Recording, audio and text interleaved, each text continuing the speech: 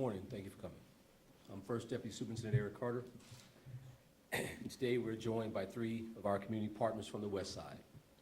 We have Mr. Marshawn Feltus, a victims advocate and beat facilitator for Beat 1523. We have George Beatty of Stop the Violence and Red Team Outreach Ministry, and Pastor Steve Epteen Sr. of Hope Community Church of Austin, where he'll hold our next gun turning event on Saturday. We'll have more on that a little bit later. This weekend, families from all of Chicago came together on the South Side for the official return of the historic Bud Billiken Parade and back-to-school celebration. As the first full-out Bud Billiken Parade since the pandemic began, this year's celebration was a success for Chicago officers who worked to ensure the safety of everyone at the parade. Every day, the Chicago Police Department works to enhance visibility, engagement, and collaboration. It's why the brave men and women who serve are dedicated to growing community trust. Because of the tireless efforts of our officers and involved community and city partners, Chicago continues to see declines in homicides and shootings. So far, for the month of August, we're down 30% in homicides compared to the same time in August of 2021. Citywide, year-to-date, we're down 17% in homicides and 18% in shootings compared to the same time last year. In the 55 beats, where more than half of the city's violent crime occurs, the number of homicides and shootings have also gone down. Since we began focusing our efforts in these areas, homicides are down 25% and shootings are down 31%. Last week on the CTA, just a little more than 24 hours, officers made 5 arrests for unlawful use of a weapon. This was a result of our coordinated efforts and increased resources and presence across the CTA. This weekend, we saw a 62.5% decrease in overall transit crime compared to the same time last year. This is also a reduction compared to the same time frame of 2018 to 2020.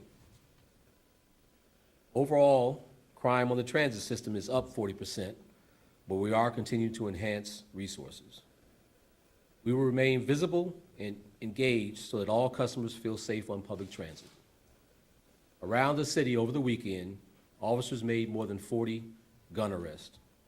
They've also taken more than 450 guns off Chicago's streets for the first half of this month, and 7,836 so far this year.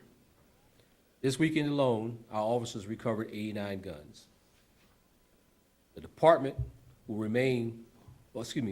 maintain that momentum as we join community partners for a gun turn-in event at Hope Community Church on Saturday, August 20th. At our first gun turn-in event earlier this year at St. Sabina, we collected more than 400 guns. That number nearly matched the total firearms retrieved for all of 2020 at similar events.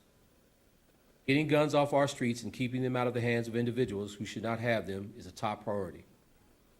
For 2018 until now, we've gotten more than 3,800 firearms at gun turning events. Making sure our neighborhoods are safe involves every Chicagoan doing what they can.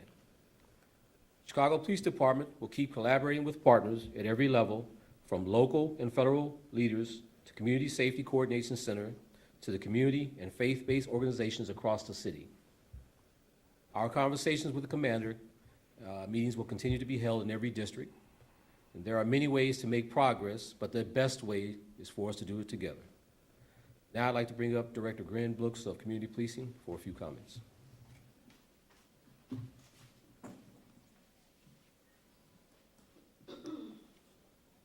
Good morning, sorry. Good morning. So we are very excited. This Saturday from 10 a.m. to 2 a.m. over at the 5900 West Iowa, which is the Hope Community Church, we'll be conducting our second gun turn-in for this summer. And here is an opportunity for everyday community members to contribute to the overall safety of their community by turning in those unwanted, unused weapons that they no longer want. And we always have to remember, guns are a product that lasts for decades and decades. It's not like a gallon of milk that spoils in a week. Those weapons in the house that aren't wanted, aren't being use or somehow have found their ways into the house. Those are the weapons that we are being used for suicides. Those are the weapons that are being stolen and used in other crimes. This is a responsible way for every single person to turn in that gun with no questions asked. That's important. It's important that we give the community an opportunity to turn in those weapons without any questions. Safety is our #1 goal. And we are very fortunate. Since the very beginning of the gun turn-in, we've collected over 30,000 guns have been turned in.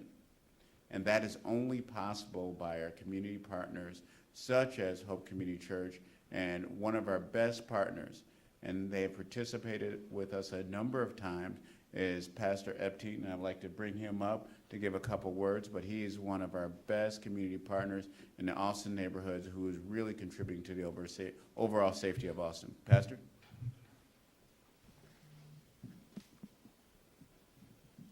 Thank you, Glenn. I just want to reiterate what Mr. Brooks has said. It is important for our communities to work together. As we are here today, many of the some of the stakeholders in our community, we have decided to orchestrate and organize in a way that causes us to depend on each other. And what we're seeing is that as we work together with all of our skill sets and all the things that we're doing, we work together and work in the areas that we know best, but we also depend on each other to make this difference. And us working together will make this difference. We're looking to have a lot of guns be turned in to make our community safer, because there is no neighborhood without neighbors working together. And I am excited about being a part and partnering with the Chicago Police Department to make this happen. Thank you. And with that, we'll take a few questions. Trey Ward, ABC 7. You mentioned this weekend's violence. One incident in particular was captured on video, a hit and run on the south side. What can you comment about this investigation? There were reports that apparently a car was taken and towed. And can you comment on whether or not the suspect went to social media and apparently admitted to something to that hit and run? I'll bring up Chief of Detectives Brendan Deanahan to give you an update on that. So I understand that video is out there, and it's pretty horrific. So this incident happens at 5 in the morning at 7041 South Jeffrey. So still an active and ongoing investigation. Yes, we have recovered the vehicle that was used to hit and kill those 3 individuals, but we do not have anybody in custody yet. And we're actually looking for some help with this one. So I know there's a lot of coverage on this. There were a lot of people out there. There were a lot of people that were inside the bar prior to this occurring. And we definitely believe that there's individuals who actually want to give us that information to name the suspect. So I would ask, for a little help from the community, and they can call Area 1 at 312-747-8380, or they could just go to cpdtip.com and provide that information anonymously. So the vehicle is recovered. I'm not going to comment on the social media and that part of it. What I can tell you is nobody's in custody at this time, but we have the vehicle, but you can't charge a car with a crime, obviously. We need to know who the driver was, and we know that people out there know that. So we do ask that people come forward and provide us that information, and then let us do the investigation to help bring, some solace to some of these families. Where was that vehicle found? It was found 4 blocks away from the incident. 4 blocks Yep. away. And ditched there, abandoned there, or Well, that's where it was found. So now, once again, the investigation's ongoing, ditch first abandoned, but cars recovered. Another question on that. Mac Liederman with Block Club Chicago. Is this incident being investigated as a hate crime, and do we believe the car that ran through the people, was it an intentional attack? So once again, it's active and ongoing investigation. So I don't want to speculate. I mean, the video's out there. You can look at it. It appears to be intentional, just based upon what everybody has seen. It's not being investigated at a hate crime at this time. We don't have any evidence to support that somebody was trying to harm these individuals, because of their race, religion, et cetera. at this time, because we don't have the suspect in custody, and we don't have any information that somebody's stating that. So active ongoing investigation, and that can change, once we get more witnesses and the suspect in, everything can change based upon those statements. Can you just give us some circumstances of what led up to this? It seemed like there was a handful of guys fighting in the middle of the street. Had they been at this bar, Jeffrey Pub, that's located nearby, from what you guys understand? Sure. So once again, I don't want to speculate too much. What it appears is there's the Jeffrey Pub there. Appears there was an argument inside that establishment that spills out onto the street, and then there's an ongoing altercation at that point. And then you can see that this individual gets into the car and then commits this horrific act. So we're working with the establishment at this time, but like I said, it happened at 0500 hours in the morning, actually yesterday. So we're just past 24 hours, and so we have a lot of work to do still. And could you give us any info about there was a retired police officer who was shot yesterday, I think possibly during a robbery. Could you give us any information about that investigation? Sure. So for that investigation, that one was on the 14th of August at just after 4 p.m. at 3815 West Crenshaw. I'm not going to give out the victim's name, but a retired police officer. He's sitting in his vehicle. Another vehicle pulls up. Two people exit, armed with a handgun, and they announce a robbery. And once they don't get any items from him or his vehicle, then it appears they want to take his car. At that point, there's an exchange of gunfire.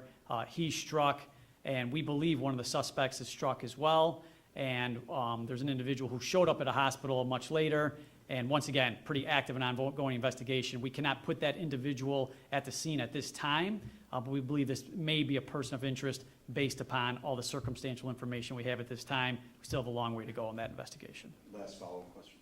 Well, I wanted to ask about a particular shooting on St. Lawrence, a teenager, 16-year-old shot. The narrative at the time, he was standing on the sidewalk and was shot in the chest. Could you add any more to that? Was he an intended target, or was he caught in a crossfire with anything that led up to this? Sure. So I think for that one, that was on the 14th of August, also just after 4 p.m. at 131st in St. Lawrence, and it was a 16-year-old juvenile victim. So what we know at this time is that individual is near that residence when a car comes by, an SUV, and they exit and shoot and kill that individual. And then what we also know is there were some people on the block that returned fire at that SUV. So once again, detectives are investigating. We did a search warrant on a house where we recovered some handguns. I don't know at this time if that individual, it appears that he was definitely targeted based upon what we have. But is it, was it the wrong identity? Were they targeting that person? Were they trying to target somebody else? We don't know. The people obviously who returned fire at the SUV are not cooperating, and we don't have them identified yet. So it's an open, active homicide investigation with a lot of work to do. And once again, any help from the public, because we probably believe that people out there, know who was returning fire. That may help us, or they know who might be in this burgundy SUV. So any help would be appreciated.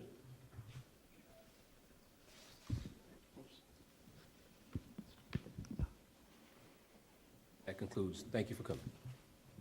Community activists and the pastor will be available for questions or comments if you should need to.